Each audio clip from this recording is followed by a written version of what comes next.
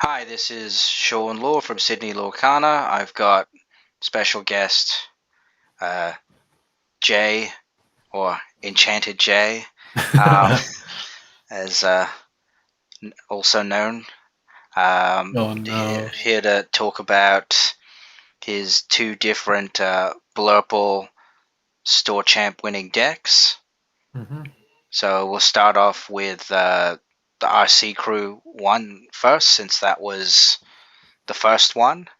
Uh, Welcome again to the channel, and let's talk about your list. Yeah, thanks for having me, Sean. Always So, good to talk. yeah, well, it's good to talk with you as well, because you're the purple main Blurple main player. Yeah. So whereas I think I started dabbling in it with set champs more, I think more so this set, because Ruby Amethyst is just, yeah, not where it used to be. Yeah, definitely. So let's talk about, I guess, some of the interesting numbers of stuff in your deck for this one. So I hmm can see you've gone with the classic, yeah, 6 1 drops, Yep. 4-2 Rafiki Basil split. But I can see with the you've introduced a 3 drop here, Pleakley. Do you hmm want to talk a bit about, I guess why that was put in, and how Pleakley fared with the matchups at the day? Well, firstly, to RC crew specifically, I was expecting a lot of green blue, so I wanted to tech. I also expected some purple, like either purple steel or purple blue. So I was teching towards that. As you could see, I'm running 4 TikToks. I think TikTok is super strong if you build a little bit around him. It's really good in the mirror. It's pretty sticky into green blue, and it's pretty hard for purple steel to remove if you can get up to it. So I put a high. Pleakley used to be elephant, um, but I kind of put it in there as a little bit of a high roll. If you can go Tipo ramp into Plickly, you can skip straight to TikTok. Um, it's also kind of like another 4 drop in that it's got a decent body, uh, but it's a bit of a risk because you're gonna lose either a 1 drop or a Tipo. When in Blurple, you really want as many bodies to fight the board if it's a matchup that you need to fight the board. So it's a little bit of a tech. It's also because I didn't really like playing elephant that much. Um, Sometimes it's just so useless, especially if you can't get a 1 drop or a tipo to stick. You kind of need a little bit of setup for elephant, and I thought at least Pleakley, even if you don't have anything and you're in desperate situation, you could just play Pleakley and ink itself, and then skip to your 5 turn or your 6 turn. Um, but yeah, overall, Plickly came up a few times, but not that much. It was good when it was good, but it really taxes your hand because you're losing, a 1 drop Tipo of the Plickly just to get out of TikTok. So the TikTok has to put in a lot of work after you've established it. Yeah. So, But but it seemed good as a two of, though, because yeah, when you need it, it's good, and when it's not good, you just ink it and it's more like continue. you never really need it, but if it shows up and the right situation presents itself, it's good. So also, it's kind of like a backup ramp. Like some people are playing 1 jump ahead, uh, but I Yeah, really don't that's like the uninkable 2 drop, especially if if I play one of it and I see it late, like too late in the game. I really don't want to see it. So Pleakley is my like ninth and 10th ramp. yeah, that makes sense. And I guess another thing that sticks out with this list is the two Kita. Mm-hmm. Do you want to Yeah. talk a bit about that? Because Yeah, I mean, I've Yeah. seen it more in green blue where they want someone that doesn't die to strength on turn, on the as their turn three play to set up a big under the sea. Hmm. But I mean, it's still decent in Blurple because similarly it can't be strength, um, and it also actively progresses you by letting you ramp and also pick the best of the top two cards that you've got. Yeah, exactly. It's yeah, I would say it's exactly what you said. It's decent. It's it's the strongest four cost ward in blue or purple. So it's good into steel so that it doesn't get strength. It also doesn't get bounced by your welcome in green blue. And overall against green decks it's pretty good because they can't interact with it much. And it can sometimes freeze a board if you have a Basil or you're threatening Hypnotic Strength. Uh, it can swing for 5, which is pretty good. But it didn't come up too much. But there was one really good time where it came up. I don't know if it was really good or just a misplay. Unfortunately, in the finals, I played the Kita on turn 3 after ramping. And it just sat there doing nothing while my opponent. It was a green blue matchup. Um, my opponent Santi, a very strong green blue player.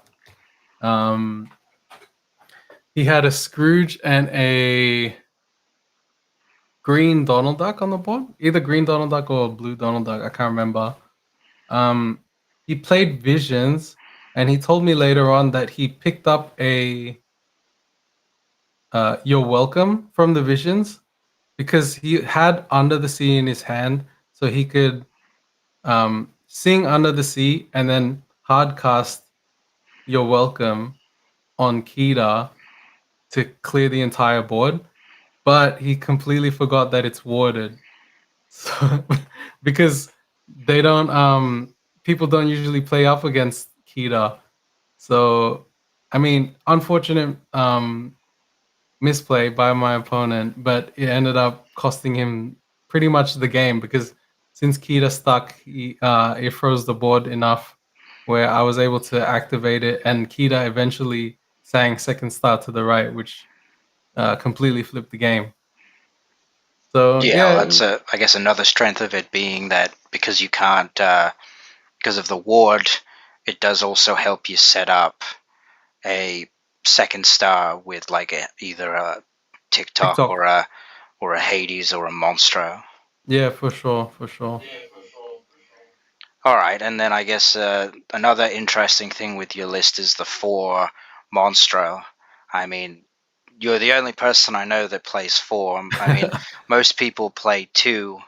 I Yep. generally lean more towards three, but I mean, I run three because I was running three copies of Second Star, so I was going for the high roll where a Monstro into two second stars uh, Uh, can potentially just bury someone. But I think that's a yeah, bit hard of an ask, but yeah, it's specifically just for the green blue matchup. I want to see as many. I want to see as many and put down as many monsters as I can.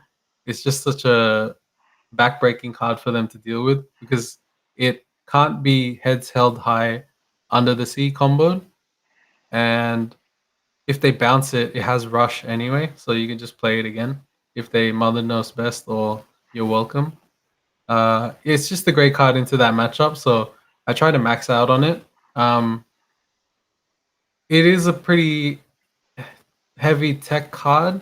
You can't really play it in every matchup, but if you do manage to get it in any matchup, it'll do pretty well.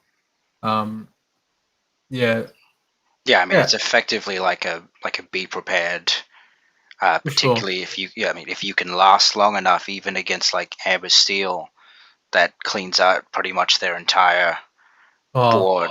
I don't think I've ever gotten to it in an Amber Steel matchup. But Oh, I have, and it definitely it definitely is pretty backbreaking. But yeah, I mean, if you've got to the point where you can cast your 7 and 8 drops against uh, Amber Steel, then you should have the board already. Yeah, you're usually pretty close to closing it out. yeah, for sure. But yeah, it really helped in the green blue matchup. Purple steel, it is a little bit of grindy matchup, so you can put down monsters, and it does put a lot of pressure on them, especially with Bell. Uh, yeah, overall, I would say 4 is pretty good. I don't think it's incorrect to run 4. You can run 4 pretty comfortably and just ink them if you don't need them. And with the hypnotic strength, was is the reason that it's at 3 copies it was that just so you could fit your additional cards? Yeah, it's just 'Cause- the least impactful card to me, but it does come up quite a bit. When it's good, it's good. It's really good. I remember in the semi final in the top 4, I played 2 hypnotic strengths on a Basil to take out a big Clarabelle, which is great. I think that's the most I've ever used hypnotic strength for. Other than that, it's just to threaten um, vanish. It's the cheapest vanish card against purple decks, especially in the mirror. If they play Iago and you don't have hypnotic strength, it's pretty much game over. It's like such a strong card that's really hard to get rid of. But if you do hypnotic strength, then it's very much in your favor. Yeah, that makes sense. And I guess with your card draw suite, I can see you're running a 2/2 second star Finders Keepers split. Yeah, I've seen people, usually run 4, but in different combinations. I've seen some just go full in, 4 Finders Keepers, no second star, or I've seen people run 3-1 of second star, 1 Finders Keepers. That's generally what I've been doing.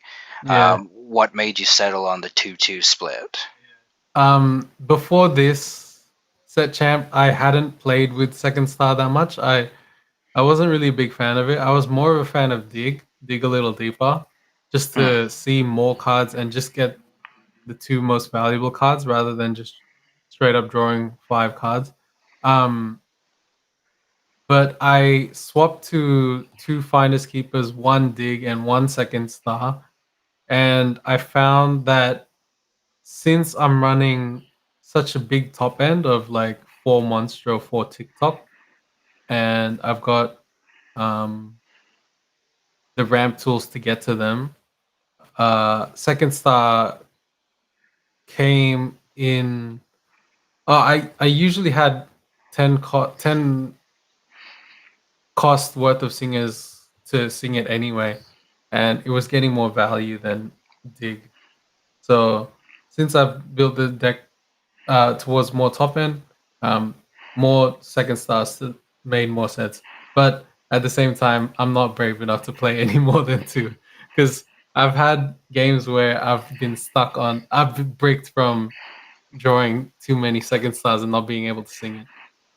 So two's yeah, my tolerance, and so you fill up the rest of the slots with finders.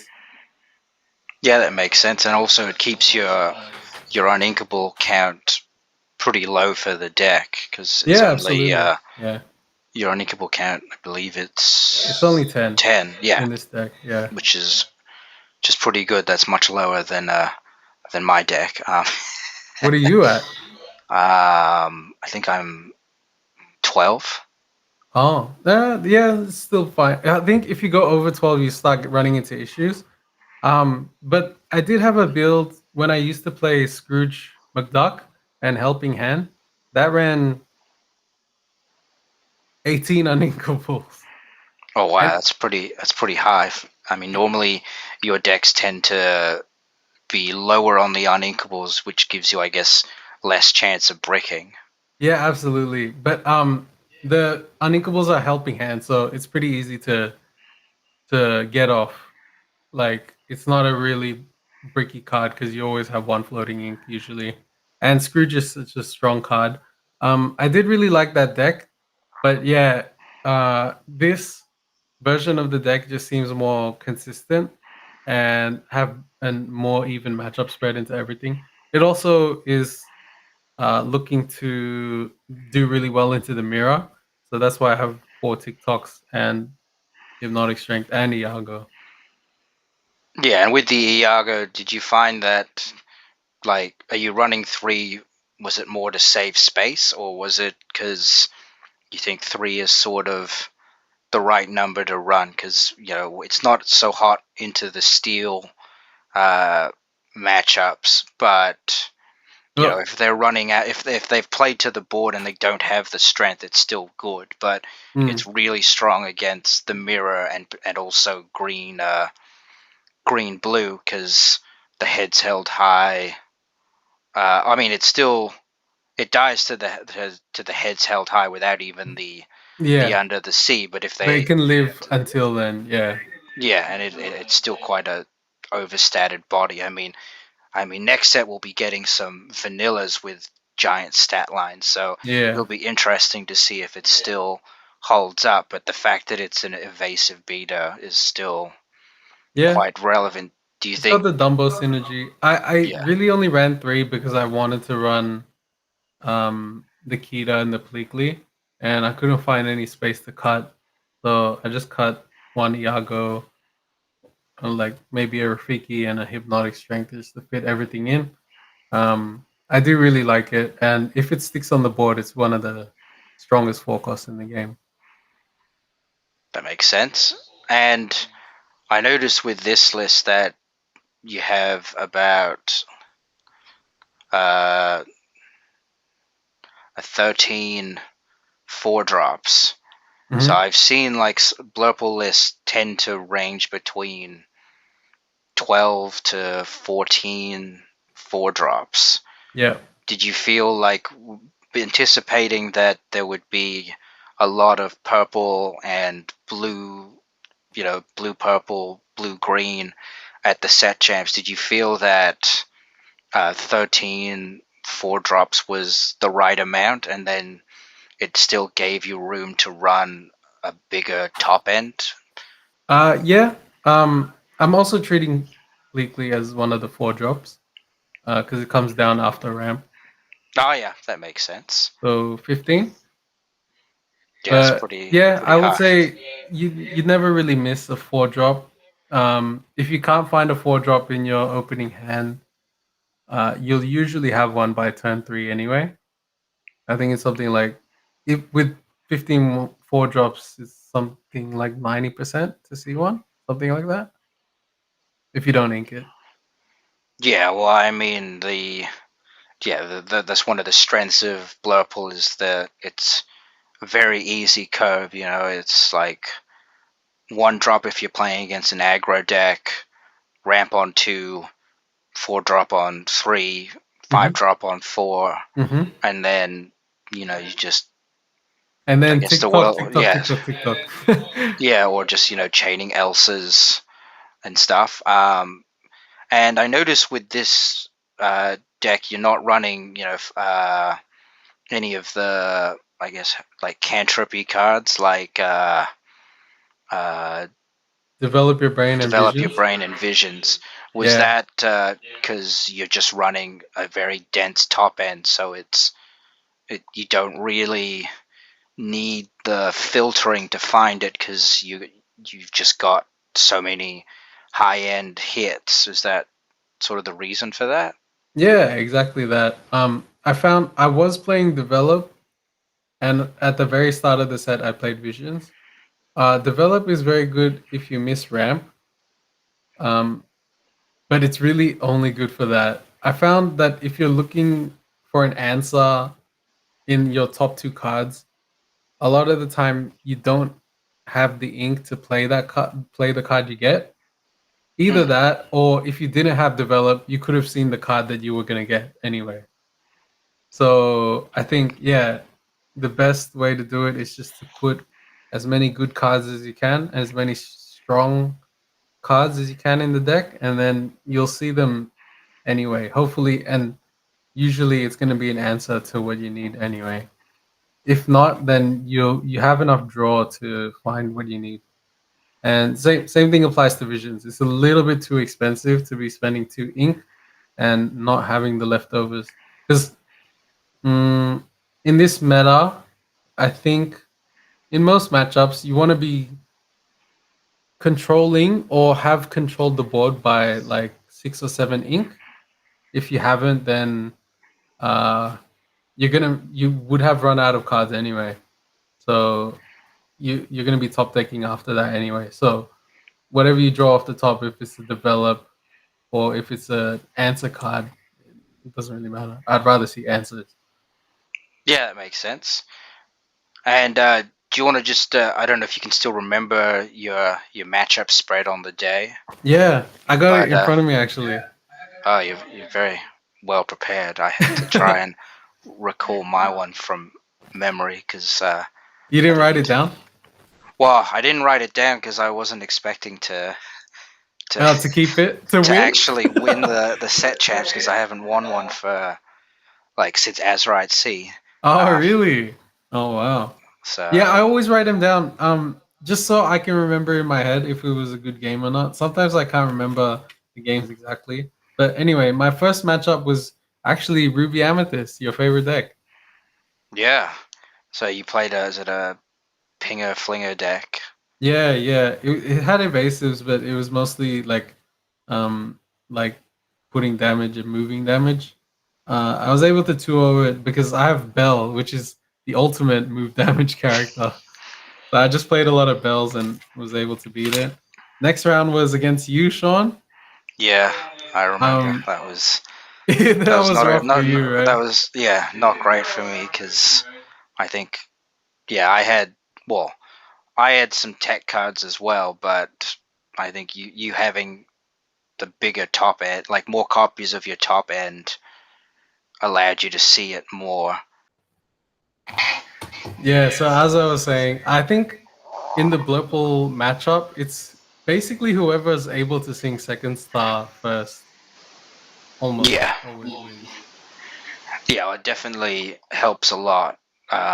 And I think with yeah, in that matchup, you were just able to stick you. Like, I think like because I wasn't running Iago's, Yeah. me dropping the genie and you dropping Iago Elsa, Mm, that put me already behind, and then all you needed was like one more body, and then the second thing. star just put you so far ahead. Mm, Uh, yeah, that was a rough matchup. yeah. But yeah, I guess. And then I guess how was you, what'd you play next after that? I was just looking. First round was on the draw. Second round was on the draw. Third round was also on the draw. It's Purple Steel. That was against Dan Lentini, another very strong player. He used to be a Ruby Amethyst player. Now he's a Purple Steel player. That went to game three. Very, very close games. Uh, but game three, I'm guessing I was on the play, and I think I just outvalued him with Genie Elsa. It was pretty hard for Purple Steel to deal with Genie Elsa on the draw. So yeah, took that one out. Next was I finally got a on the play game, but this was in top four already because I was seeded in the. I think I was first seed. Oh, because I ID'd in the last You round. ID'd the last round, wouldn't you? To yeah, guarantee Oh yeah, so top I would end. have been second seed. Either way, I was highly seeded, so I was on the play, and those were extremely close games with Matt Conlon, your previous guest that you had. Yeah, Yeah, these were extremely close games. He was playing green blue at the time. Um, yeah, we it was very grindy, extremely close. The first game it was 20-17 in my favor. Second game was 20-5 in his favor, and last game was 20-12 in my favor. but all very very close games. Could have gone either way. And then grand finals against Santi, and um, That's game another one green blue matchup. So green blue matchup. I was on the draw. Game one, he absolutely stomped me with heads held high under the sea. No contest. Game two was extremely close as well. Uh, actually, it doesn't look like it was close, but it felt really close to me. But it says it's 20 to 2. And in game three, I think he bricked pretty hard, and he made the misplay of the Kida You're Welcome combo, and I beat him 20-0, unfortunately. So, yeah, overall, great day for me and my deck because I teched correctly because I played a lot of purple steel and a lot of green blue and a lot of well, yeah, you um basically played all the matchups that you teched for, yeah, because you didn't really play. Yeah, I I didn't play any think aggro. you didn't play any aggro because I played them instead. Oh Uh, no. which is yeah, Yeah, which it's was a bit unfortunate. rough. Yeah. Yeah, I think But for you were me, more tech towards aggro, correct? I mean, I was more teched for aggro and I guess a bit of mid range, but um, yeah, I think the aggro player I played, he curved out on the play. You know, Daisy, Nala, Tiana, Oh, Pluto, and it's just the like even with the tech, elephant. well, like Elephant would have been too slow Yeah. because you still lose your character. But it was just yeah, the curve on the play.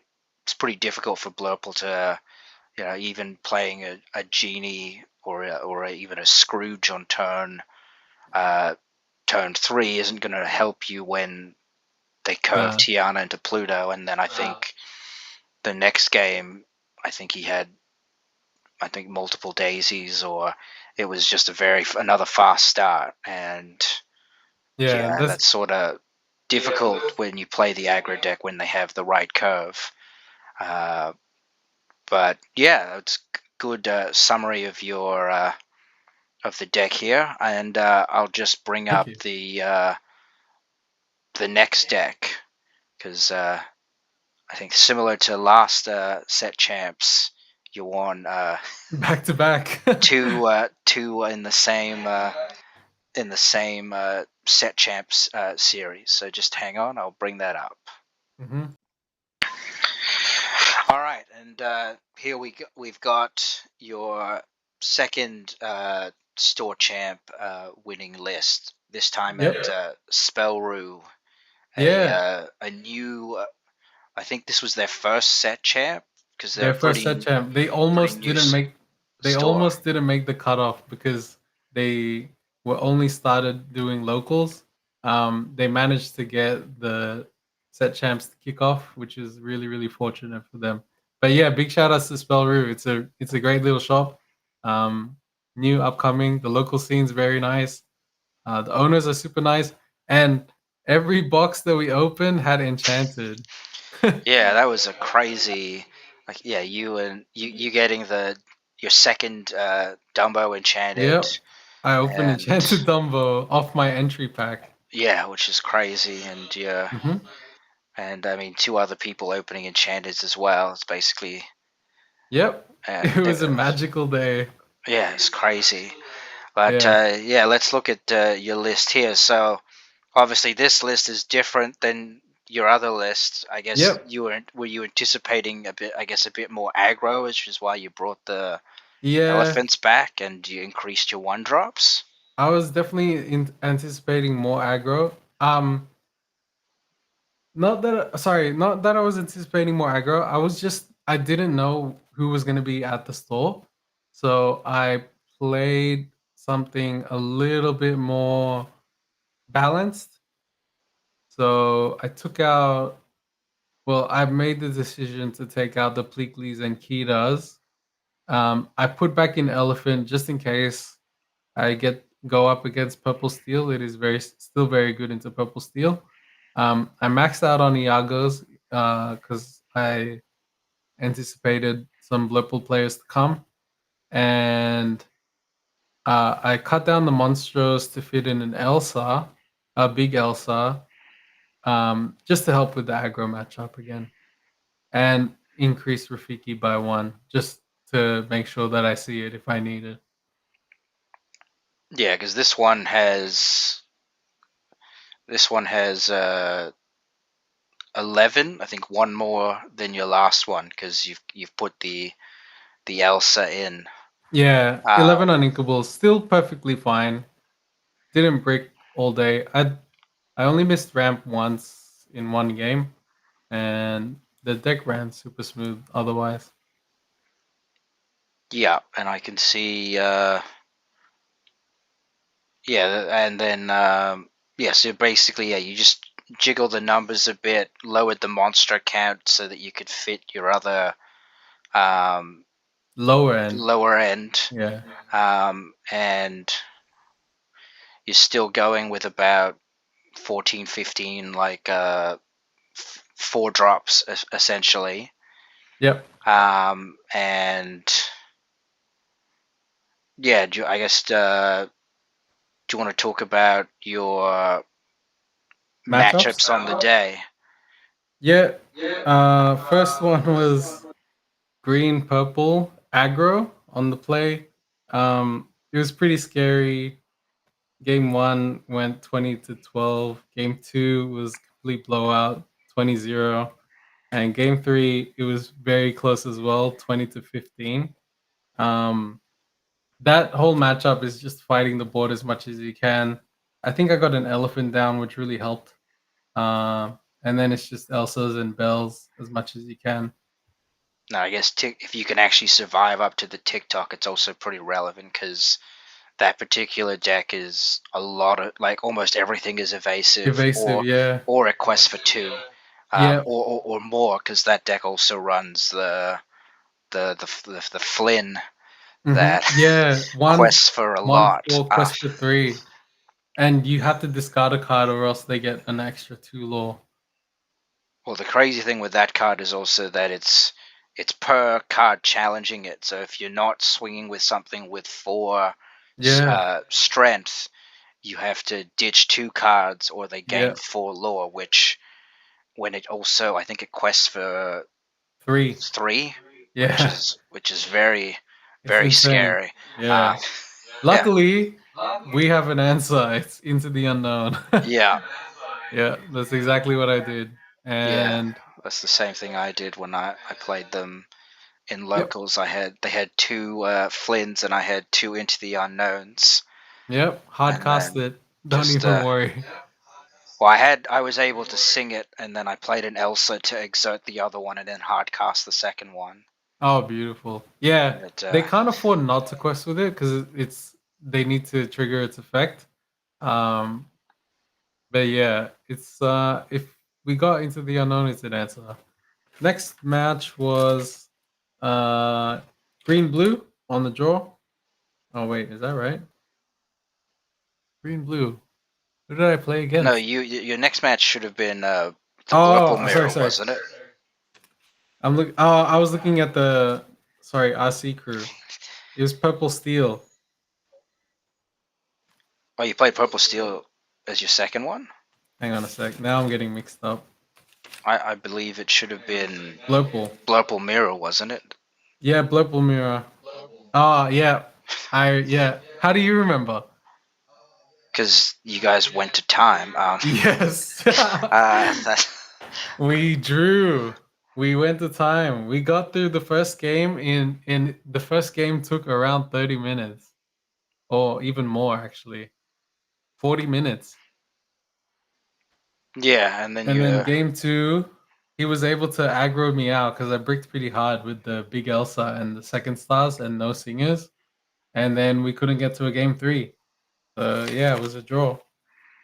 Um then I played against Green Steel, a very strong Green Steel player from Sydney. Well, one of the only Green Steel players. That one went to game three as well. That's a very tough one for Blurple if they can play Chromacon. He could in the game three he couldn't find Chromacon, so I was able to run over him with Genie and Elsa. Yeah, well, that one's an interesting matchup because yeah, if they get the Chromacon, it definitely complicates things. But I think between having like the Elsas with Rush and the Bell being able to move damage, uh, you and he also like TikTok to also punch stuff.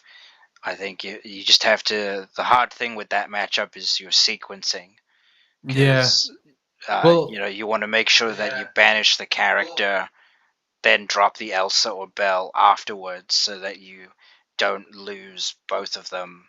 actually, I lost. I've lost the Green Steel Chromacon before, and I've changed my strategy for this time. My strategy was just to try and race them actually, because if they use their turn three to set up a Chromacon, I get to play Genie. Next turn, I could play another Genie, or I look for two questers. Like I played Bell and didn't even trigger, so I'm just racing.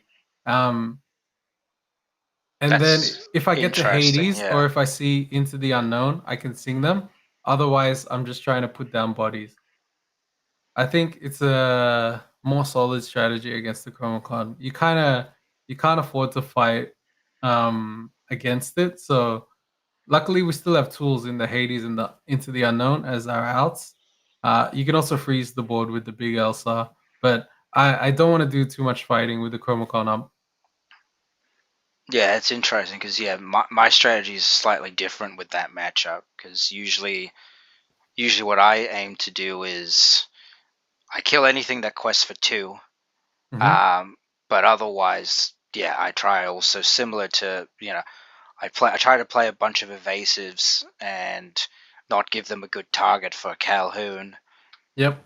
But if I can pull ahead, then I'll start trading to slow them down and keep Yeah. questing with the rest of my stuff, and then also having like I usually try and sequence it that if I'm taking out a two quester, I do that, and then play the Elsa afterwards, Yeah. You could do it like that too. so they bounce, they don't bounce the Elsa before it gets to challenge something, Yeah.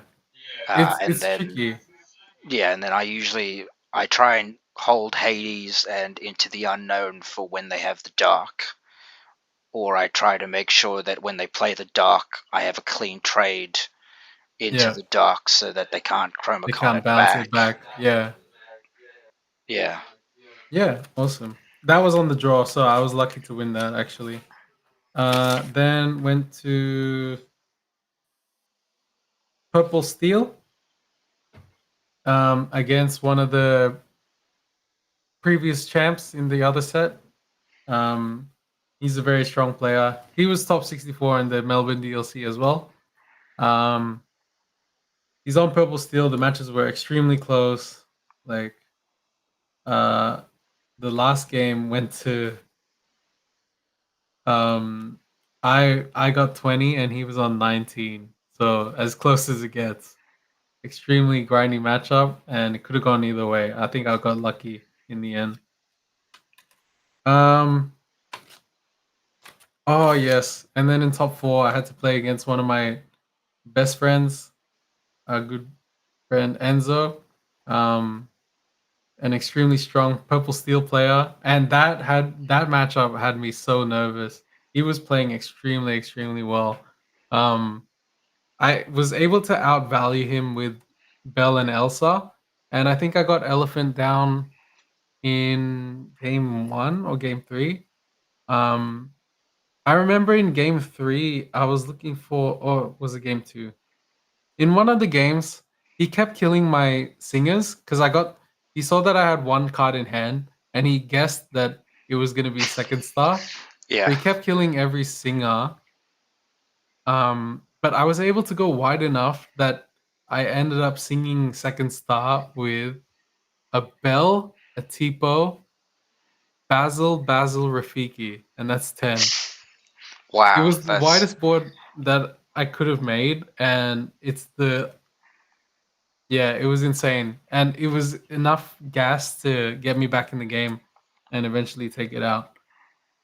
that's crazy that you were able to sing it with 5 characters. I think the most I've ever Yeah, sung it with is 3. yeah. I mean, even I don't even like singing it with. Yeah, three is feels bad Yeah, already. yeah. I don't like singing it with 3, but if I don't have a choice, I I'll had to still do. do it. But Yeah, he was very deliberate in not exerting any of his characters. So I had to match him going wide. That's why I had so many of these one drops.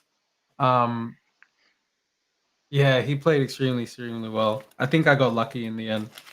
And then the last match was against Matt Conlon again, but this time he's on Amber Steel. Uh, yeah, this will be an interesting one because yeah, normally dogs. Sorry, not dogs. Amber Ambastille Steel. aggro is pretty horrific Yeah, it's matchup. very tough.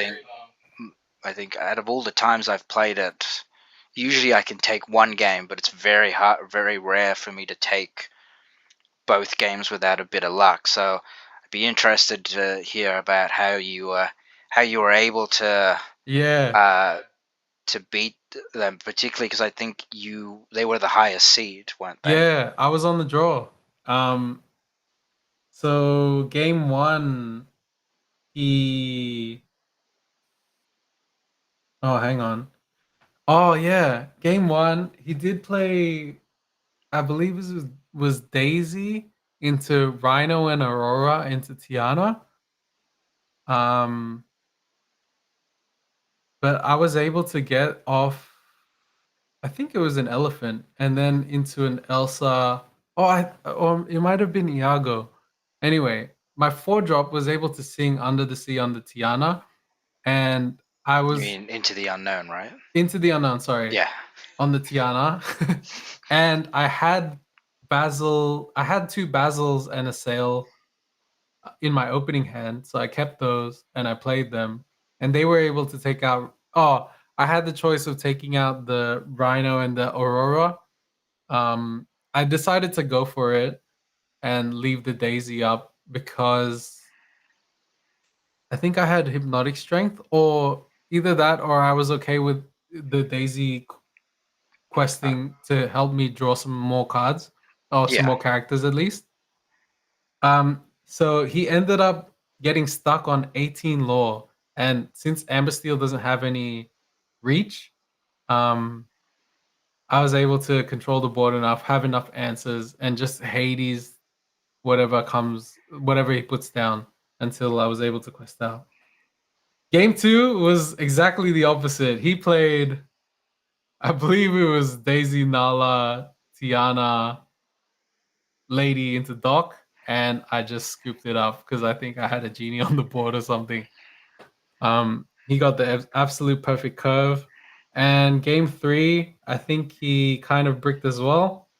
Um, uh, Game three, I was on the play finally, and um, he had a really interesting turn where he was going very wide.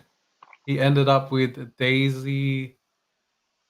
I think it was a Rhino, a Aurora, a Mulan, and the 2 cost bodyguard Prince Philip, 0/5. Uh, he had a turn. He was thinking for a long time about whether he should quest, and he said that uh, he needs to quest, or else I'm gonna outvalue him because I was already at 5 ink, so my bells and my Elsas were activated. I mean, Mhm. online, and my board was Bell, Elsa, 4 drop, and I didn't tell him, but I had I kept 2 Into the Unknowns in my hand for Tiana.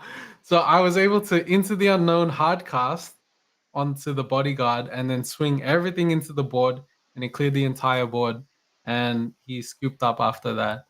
So Yeah, so you um, did the double into the unknown, right? One to get rid of Tiana, one to get rid of Bodyguard, and then clean up. yeah, Yeah. yeah. So and then everything else swings in. So I had the perfect hand for on the draw, and And he didn't have the strength to take out your 4 drop, right? he didn't have strength. I don't think he didn't sing strength. He did go very wide, but he wasn't able to control the board. So I think at that point he made the decision to race, which is it's usually a smart idea to race behind a bodyguard, but um, luckily, very luckily, because the last two cards in my hand was Into the Unknown and Bell, and I top decked another Into the Unknown.